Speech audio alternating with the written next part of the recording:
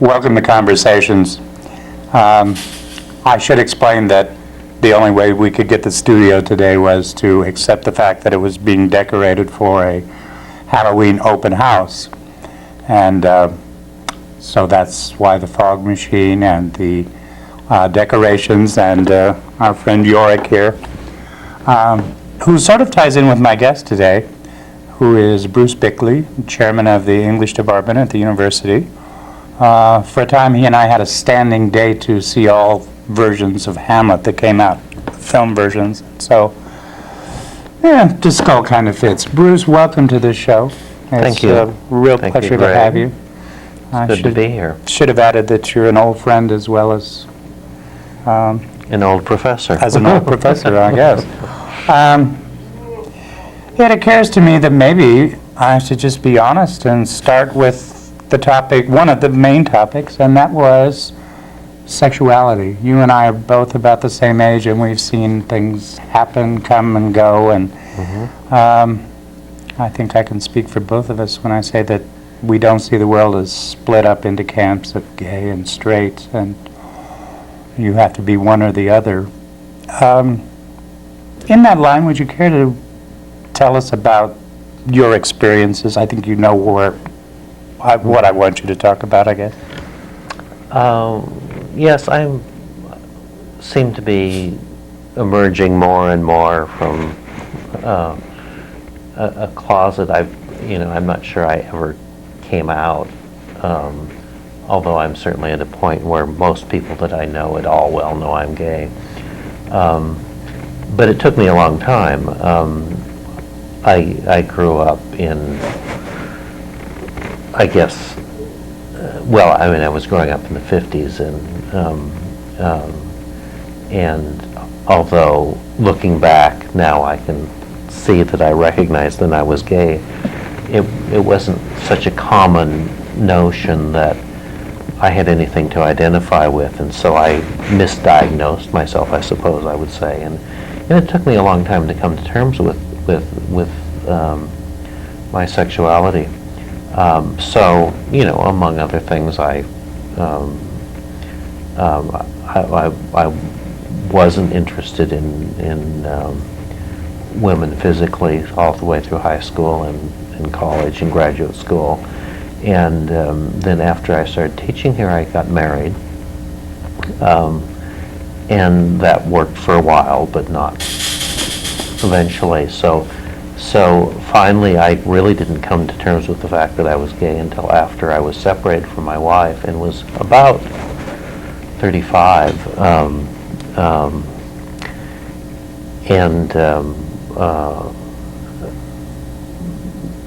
In some ways, that was certainly a positive experience. It wasn't.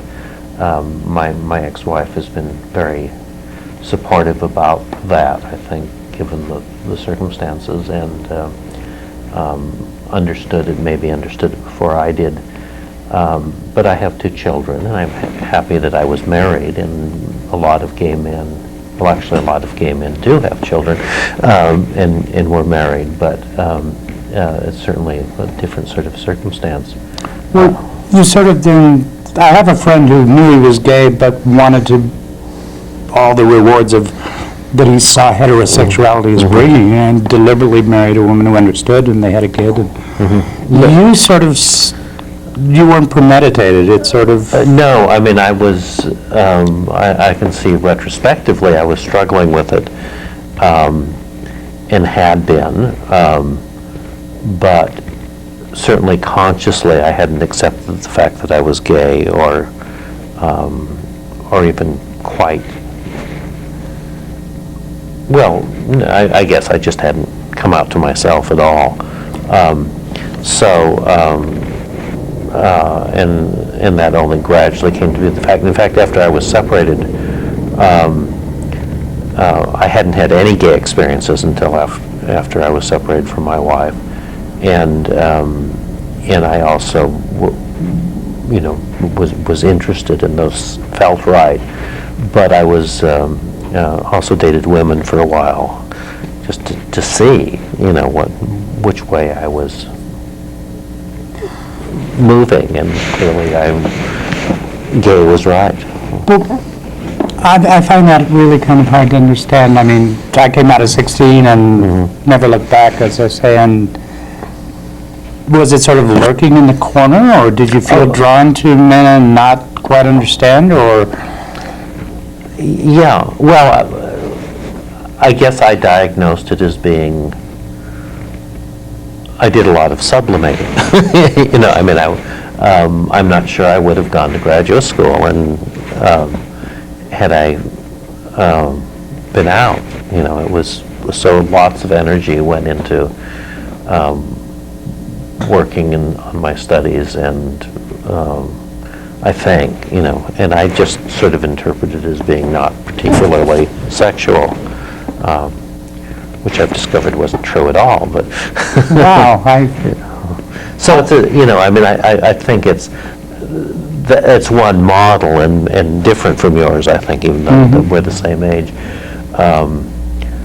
The town I grew up in was, in my own family, I think, was pretty sheltered, you know, and so in some ways I didn't even know what it was. it just occurs to me that in a different age, say, you and I know better than this, but let's say Victorian England, you might have passed your life Oh, sure. staying in the marriage and Oh, yeah, no, I think Having so. And I was ready to do that. It was my wife who wasn't, I think. And I guess I'm grateful for that in some sort of ways. And I know gay men who've stayed married, and for the sake of the children or whatever, or it's simply just easier to do that in Missoula, you know, and so it's not that unusual a situation. But you know, I mean, I was certainly lying to myself about my own sexuality when I got married, but you know, I had convinced myself, or I hadn't accepted the fact that that wasn't right for me. well, how did you view gay people? As something to be condemned, or as another group, or to be afraid of? Or, If they were at all overt, I was threatened by them, really. You know I recognized some sort of kinship with them, and I was afraid to accept that and tended to flee. So, my best friend in graduate school was parallel, except he came out while in graduate school, and it was toward the end of graduate school, and we just sort of separated and haven't kept contact, which I've regretted. But I have one of those as well. Ralph Levin, if you're out there anywhere, you have two children. I have two I've children. met them both briefly. They're grown now. I was surprised to find the one is going to school here, your son? Yeah, my son is going to school here, and is married and has two children of his own. And my daughter's in Los Angeles. And how's she doing? She's doing fine. She got married last March. Oh, Nice wedding. She's went to school in Berkeley and graduated with a double major in genetics and drama. Which didn't have a lot of overlap, and she's working in a lab in LA doing genetic. Did your kids have any problems coping with dad being gay and all of a sudden having a new lifestyle? Not all of a sudden, but Not that I know, but they were quite young. So I mean, we divorced when I separated from my wife, and then quite soon after that, you know, within a year or two, I entered into what became a long-term relationship that's now over. But they were staying with me, and I had a male I was sleeping with. And and they were 5 and 6 and 7 at that point. So they just grew up with it. And because my wife was accepting, and my ex-wife was accepting of that, and sufficiently supportive at any rate, it didn't seem to be any big deal. I think unless you have something you want to add to that, I'd like to go on to other topics.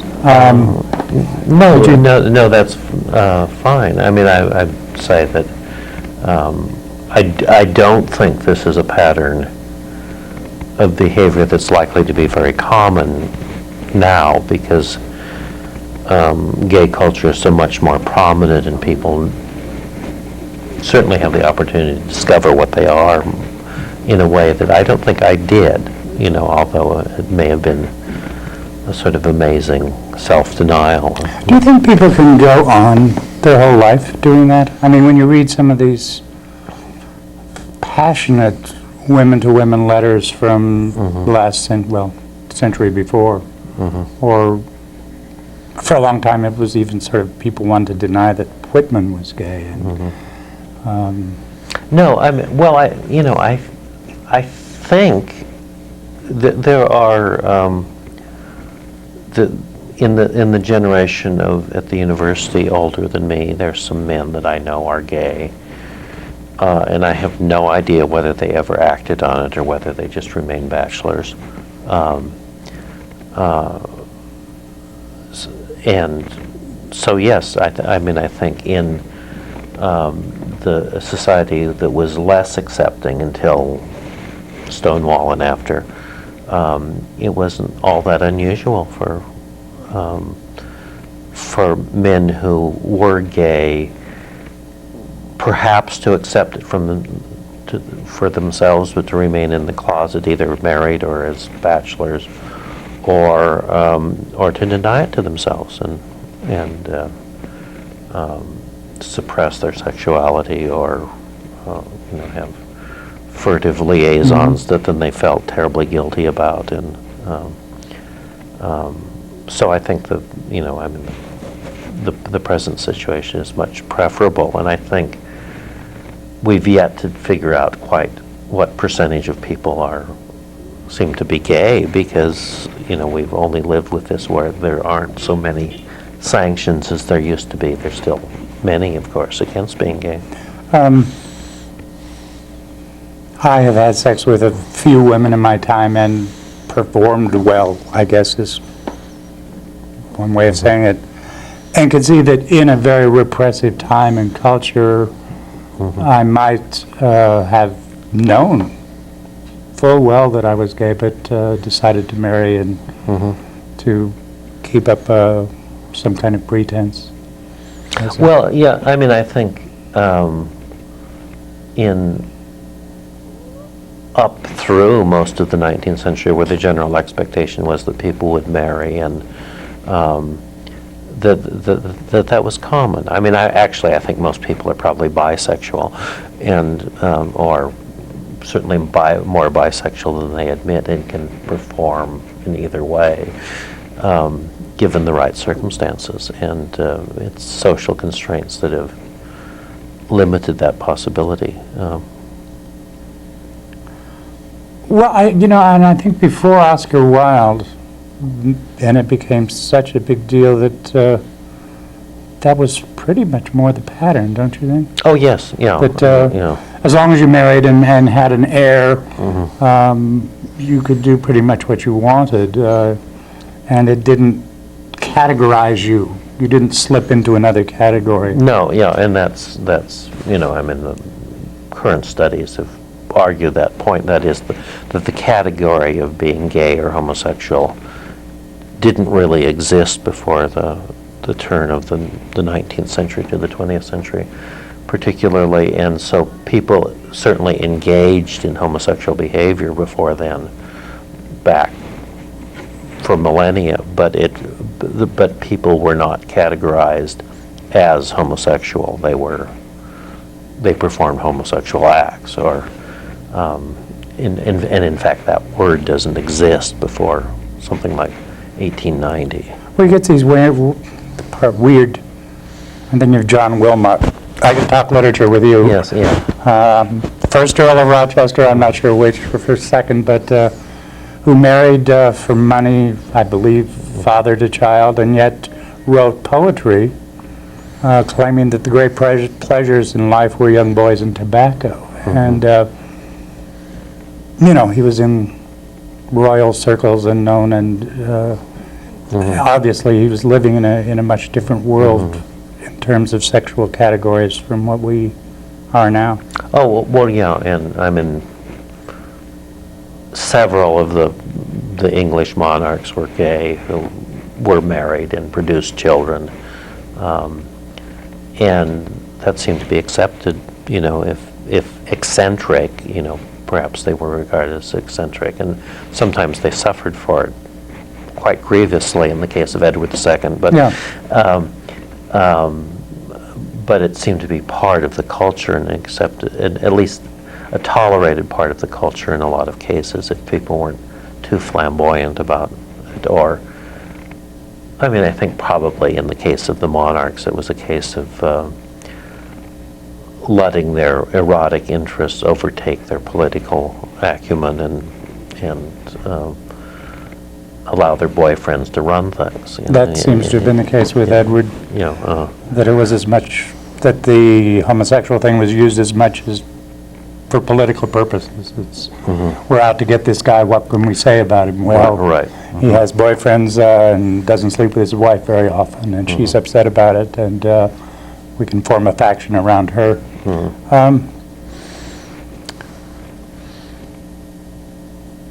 As long as we're there and we're so close, what are your thoughts on Shakespeare?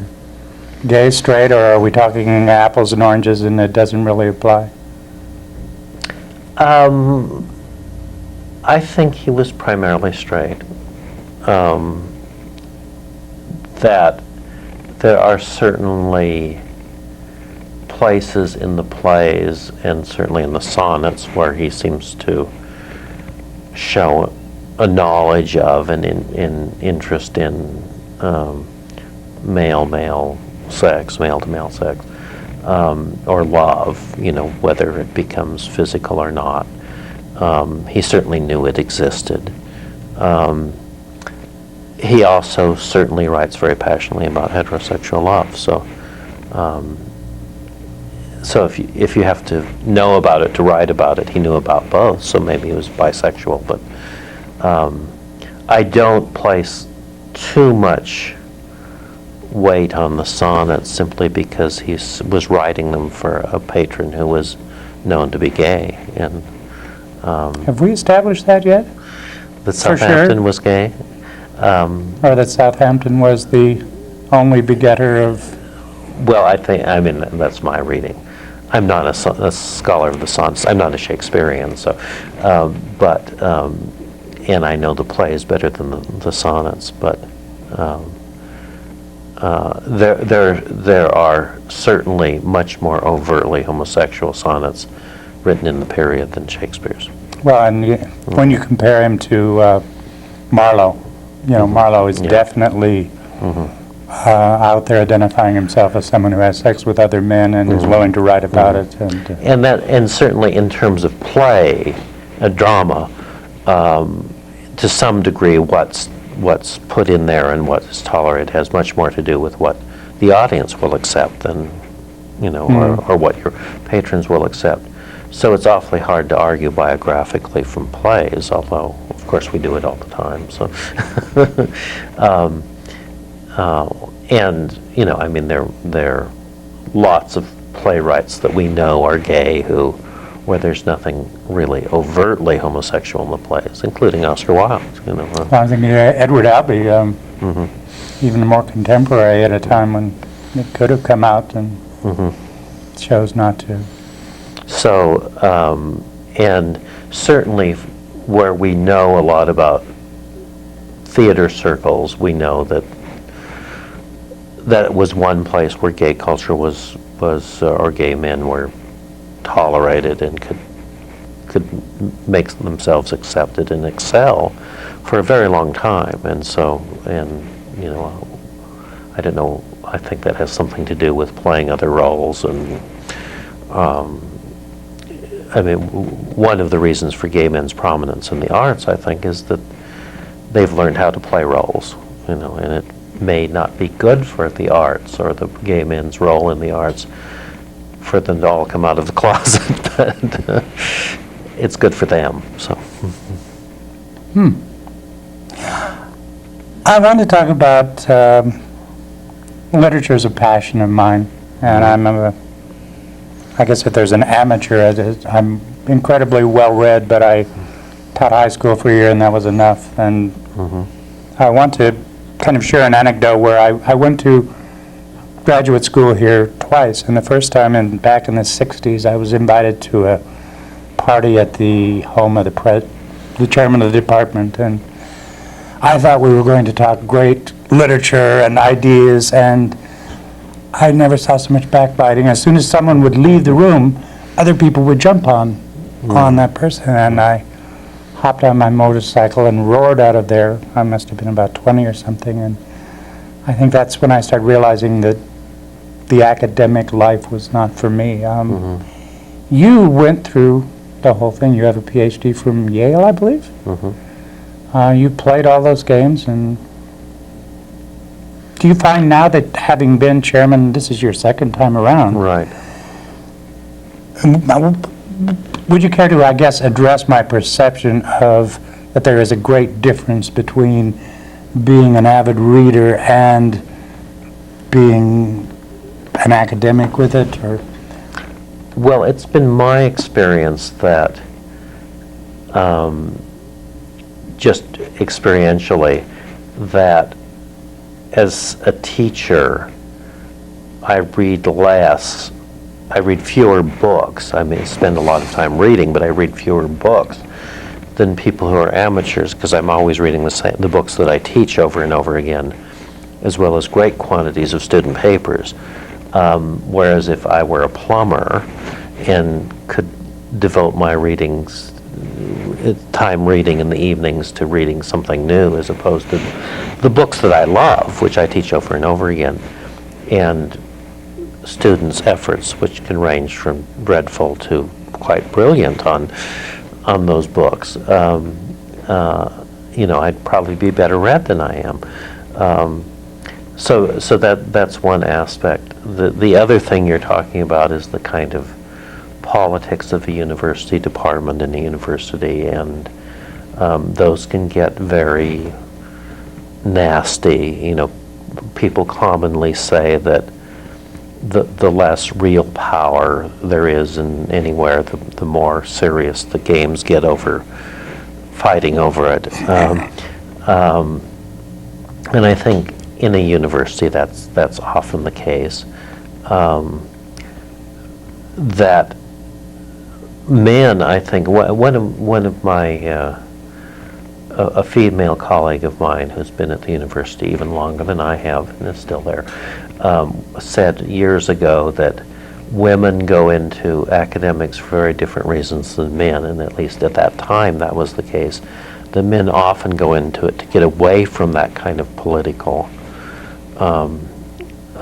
power struggle kind of situation, and because they love to read and think, and they don't really want to play those games, and so when they're called upon to do it, they aren't necessarily very good at it. And at that time, at any rate, women often went into it because for women in the 60s and 70s, it was one of the few areas where they were not really at a disadvantage in terms of getting to the top of the profession. Some, certainly, at least. But may have given him an edge, don't you think? I remember when Lois came and was the first teacher, I believe, in the English department. Oh, the first woman? No. Yeah. No. She wasn't? She was the only one there, I believe, at the time. Well, she might have been at that point, but I had a feeling that everyone was trying to be nice to her because she was special, and something different that they... Well, no, I mean, there is a longer history than that of women in the department. Not many, but it goes back quite a ways. But it is a case where it was a profession where women could be equals, as opposed to medicine, say, or law at that point. That's since changed, I think, a whole lot. But that's really off the main subject. Yeah. Yes, there can be very nasty politics in the university, and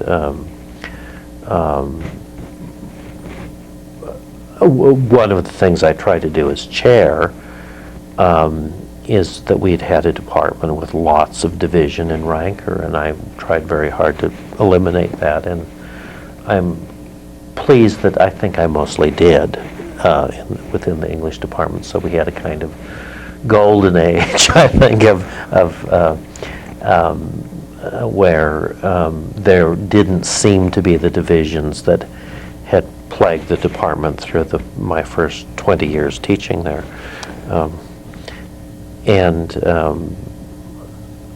I'm not sure how long that can be maintained, but and partly one way it's maintained is through having common enemies and common problems on the outside. So the external difficulties seem more important than the internal ones. That's, you unite the country by attacking somebody. It just occurs to me that perhaps because I shouldn't put words in your mouth, but because you spend the day discussing literature and ideas, that recreation is getting away from that somewhat? Do you tend to want to drop? Oh, I think so. Well, I mean, a professor's job takes a lot of time, and there's the time you spend actually in the classroom and in your office dealing with students, and then other time when you're preparing for class, grading papers, and then one hopes on the side having some time to do your own research. But all of that tends to involve often the same material, so you're constantly reworking the same material.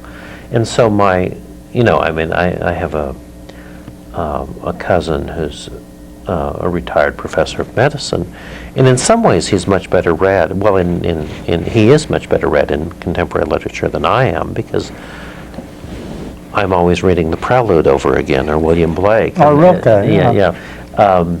As opposed to a new novel. And so, that's partly because it's my field. That might be a good place to make another transition to something I wanted to ask you about it, and that is doing these things over and over again. I mentioned before we did the show that I had a passion for Aldous Huxley for a couple of years, and I bought first editions, and I dreamt about him, and I was convinced that he had contacted me from beyond the grave, and it was a real flat-out passion. But it went away. It didn't go away, but I still had that knowledge. But what's it like to be teaching the same people over and over again? Do you get tired of them? Do you have some developed? You pick the ones you teach over and over again very carefully, or you have to do new ones. I teach early 20th century drama, 1890s to 1920, fairly often. And one of the things I discovered right away in doing that was I could teach the same Ibsen play over and over again and remain entertained, but I couldn't do that with Shaw. That I liked reading Shaw, but you got everything on the first or second reading, and then it was boring to read again. You could read another Shaw play and do that. So when I taught those kinds of surveys of early modern drama or modern drama, I'd have to very carefully pick a new Shaw play every time, or I'd find it really dull. But that didn't happen with Ibsen, and I think they're different kinds of playwrights. And so the people that I teach over and over again are texts with a lot of resonance, which means very often they're more difficult for the students. They would rather, those things you can get on the first reading are more accessible and often more popular. So I guess one of my jobs is teaching people to appreciate things that you can read over and over again. Well, who are some of those people? Blake, Well, for me, Blake, Shakespeare, Milton, they're the sort of the old-fashioned canon of greats, I find. I'm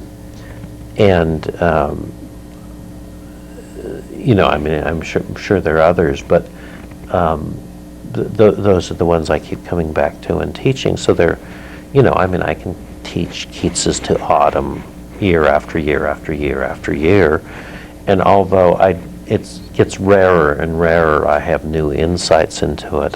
It's always a pleasure to deal with and teach. Still as strong on Wordsworth as... Mm-hmm. Oh yeah, more. Wordsworth keeps resonating for me in a way that, in some ways, more than Blake. I've taught more Blake, and students like Blake better. But Wordsworth is more important to me in some ways. In most ways, I think. I think finally they're not very different they're quite different as thinkers, but they get to the same place. But Wordsworth is a whole lot subtler. Blake is very difficult on the surface, but once you figure him out, things sort of fall together. Whereas Wordsworth appears to be very simple on the surface, and he's not. I should say I've I've done Blake 3 times with you, maybe. Oh, good. That's too many. You need to I take had the Wordsworth. class, and then we took. Then we had a dinner group kind of where we had a potluck every week and would do new Blake. And then I thought we did it one more time. But Yeah, I enjoy teaching Blake because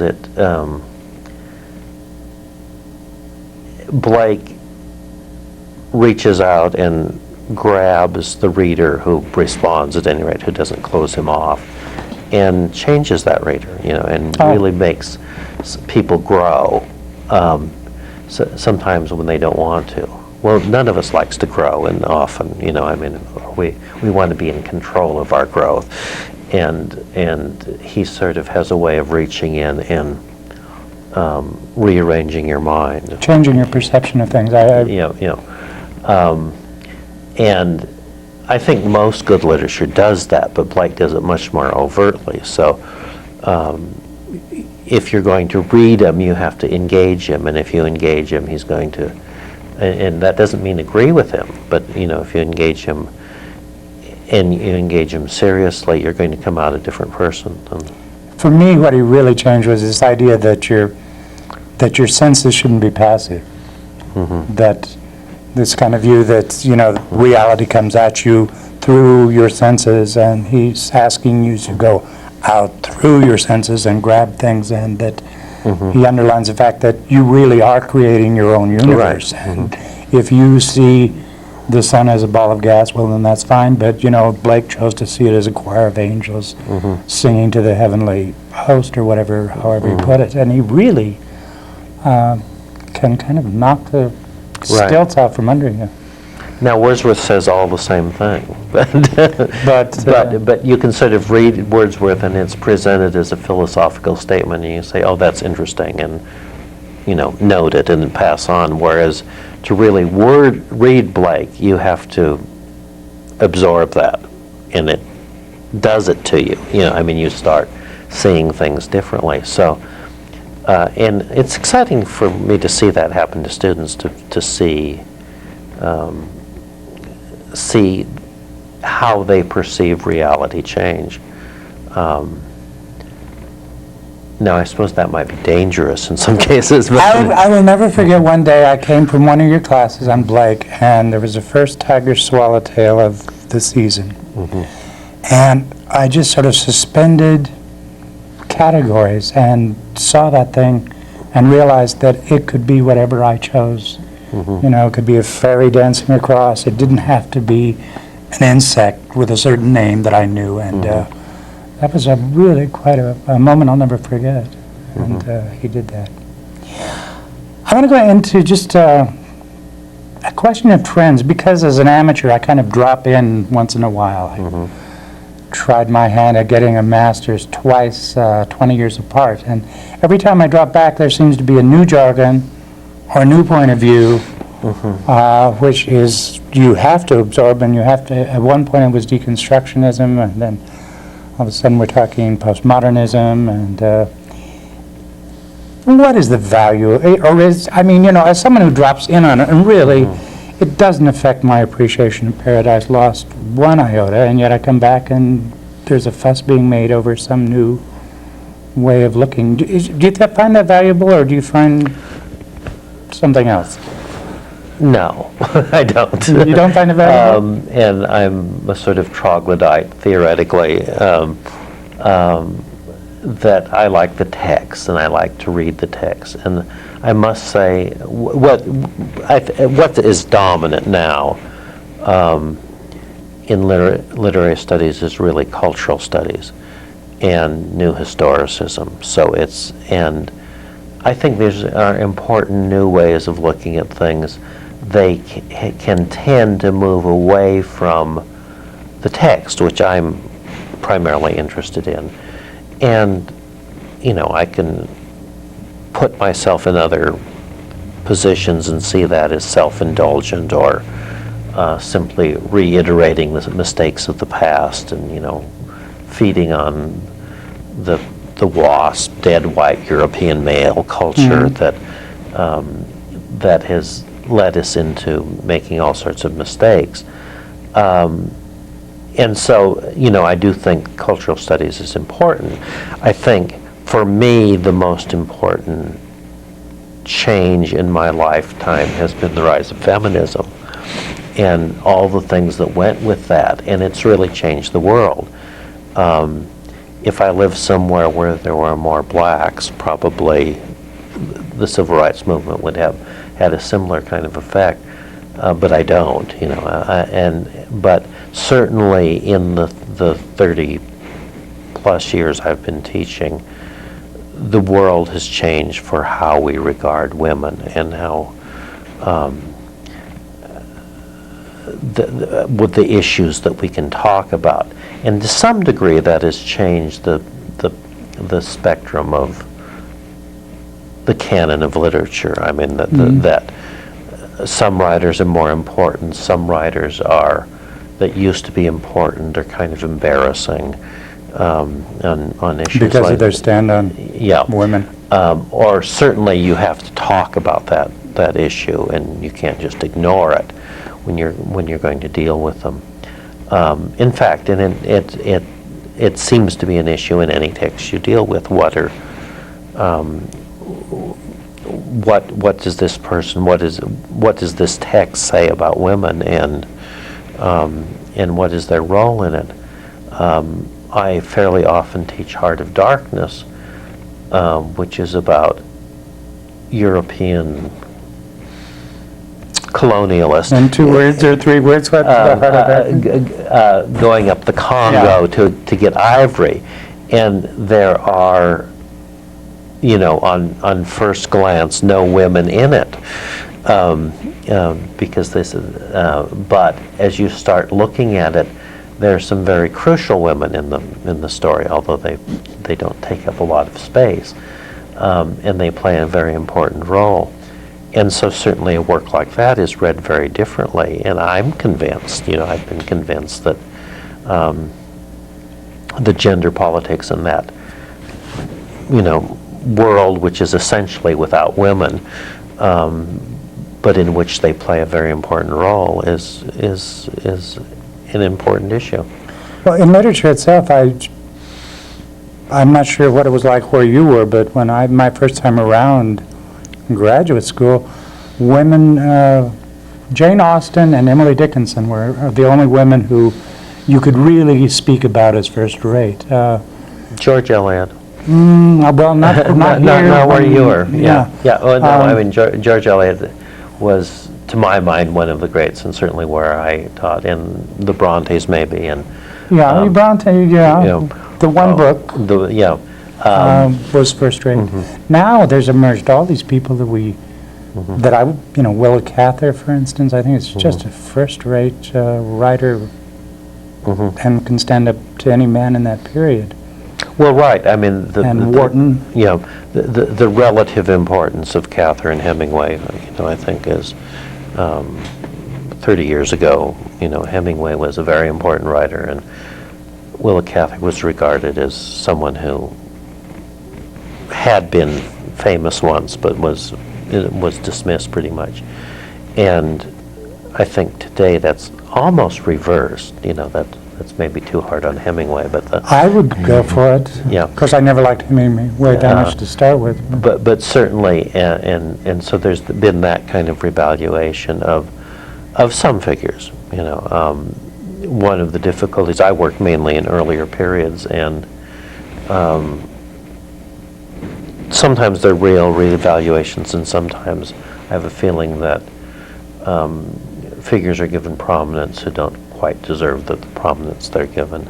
I teach Romanticism, and I've taught Mary Shelley quite often, and I think she's become canonical in a way that her husband has lost a certain sort of canonicity now, and yet I think he's undoubtedly the greater writer. And she certainly felt that, although maybe that was not wise. Yeah. And even on issues of feminism, I think that Percy Shelley has one of the great indictments of patriarchal culture in his play The Chained She, which is rarely read and rarely taught, and certainly not recognized, whereas by and large, Frankenstein simply replicates, a patriarchal society. The women in it are vapid and silly, and perhaps because that's the role they've been allotted. But there's very little protest against that, at least in the overt surface of the book. Sometime I'd love to just talk nothing but this issue, but our clock is covered with black plastic for this Halloween thing, so I'm not sure how we're doing on time. If we're getting up there, yell at me from the back. And I want to get one thing in, though. You and I are about the same age. And I don't want to, again, put words in your mouth, but recently I have realized that that I will never be what I was. Now, that should be an obvious thing to everyone, but it finally hit home to me, really, that this hernia is inoperable. I will never have a flat stomach. It's never going to come back. Have you reached something, or a sense that Oh, yes. you're there and you can accept it and it's all right or something? Yeah, I think I've accepted it. I'm happy with where I am. It'd be nice to be 30 or 40 years younger, but I don't want to be where I was when I was 30 or 40 years younger. So, and so I can accept that. A really important event in my life, in the last 15 years was I had a very close friend who died of cancer, and he died in February, and I was teaching, and I knew he had gone through 2 major cancer treatments, and then it recurred, and so it was back, and at that point there wasn't much he could do, or they could do for him. So we knew that the end was coming, and then it became clear he was dying, and I was debating whether I should go be there with him. And my partner at the time said, "You have to go," and that was right, and I went. And, missed a week of work. But it was really important for me to be there and go through that. And not, certainly he appreciated the fact I was there, although by the time I got there, he couldn't talk anymore. He was understanding things. But just going through that process of, well, it was important to go through the grief. I was mourning as he was dying, and so when he was dead, it was to a large extent over. You'd already done the process and with him, but also just realizing my own mortality. We were the same age. That he, just developed a cancer that, I could discover tomorrow and be dead within 2 years of that. This was at a time when AIDS was yet uncontrollable, and he was gay.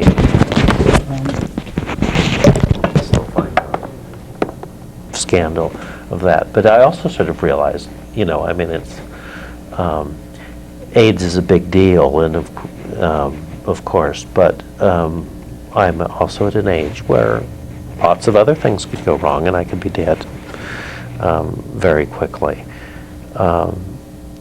And that's changed my attitude to life. It didn't make me fatalistic particularly. No. I just realized that I'm going to die, and sooner or later, and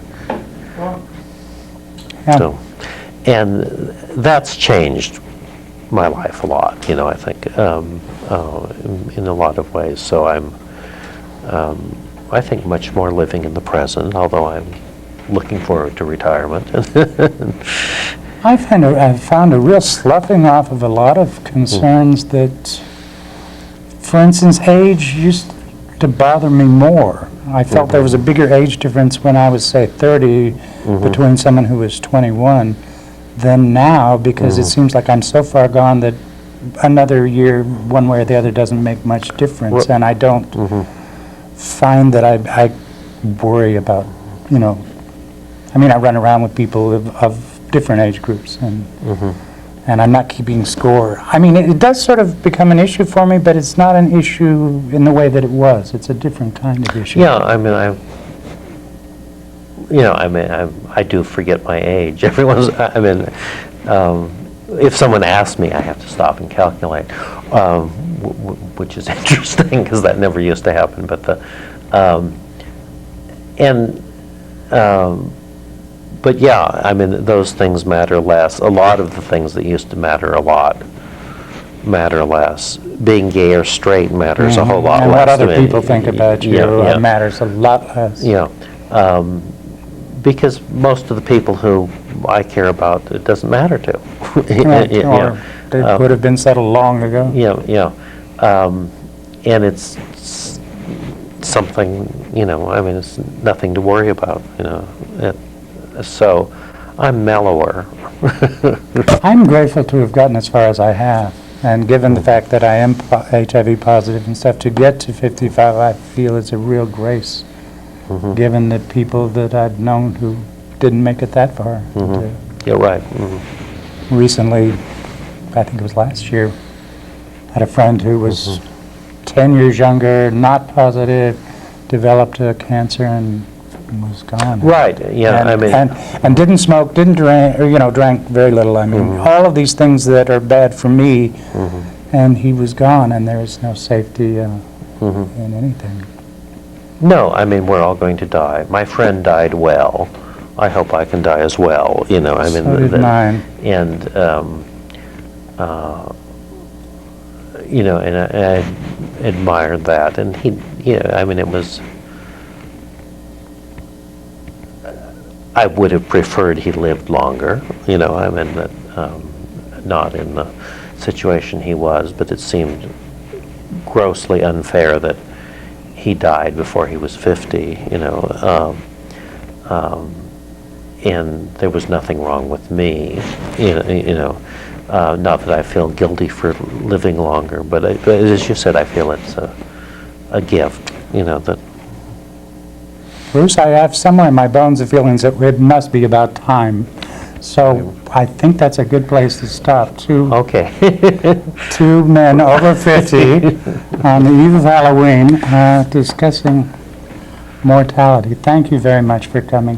Thank you. I'd love to see you again sometime on the show. Good, maybe we can do it again.